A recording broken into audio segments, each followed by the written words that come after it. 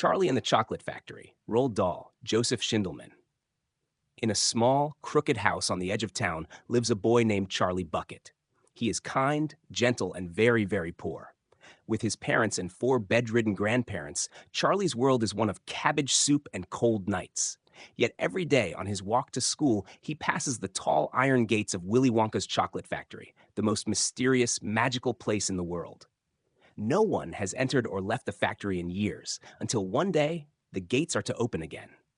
Mr. Willy Wonka, the eccentric and brilliant chocolatier, announces a contest. 5 golden tickets are hidden inside ordinary chocolate bars. The lucky finders will tour the factory and receive a lifetime supply of chocolate. The world erupts in excitement. One by one, the winners are revealed. Augustus Gloop, a gluttonous boy who can't stop eating. Veruca Salt, a spoiled girl who demands everything she sees. Violet Beauregard, obsessed with chewing gum. And Mike TV, who lives for television. And then there is Charlie, who finds his golden ticket purely by miracle, in a bar bought with the last few coins his family can spare. On a crisp, magical morning, the 5 children and their guardians step through the factory gates. Inside is a wonderland of chocolate rivers, sugar gardens, and candy inventions beyond imagination. The Oompa Loompas, tiny workers from a distant land, sing clever, rhythmic songs that warn of greed and foolishness. Each room is more fantastic than the last. The chocolate room with its edible meadow, the inventing room where everlasting gobstoppers and hair toffee are born, and the nut room where squirrels crack perfect nuts with delicate precision. But one by one, the children's flaws lead them to disaster.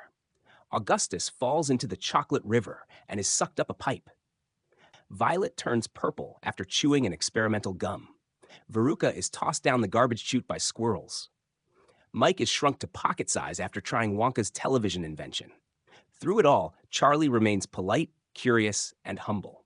Mr. Wonka takes a special liking to him, quietly observing his goodness and patience. When the tour ends, Charlie and Grandpa Joe expect to say goodbye, but Mr. Wonka has one final surprise. He tells Charlie that the factory needs someone young, honest, and full of wonder to take it over when he's gone. Charlie, wide-eyed and speechless, is chosen as his successor. A great glass elevator bursts through the roof, carrying them high over the city, where Charlie can see his little house below.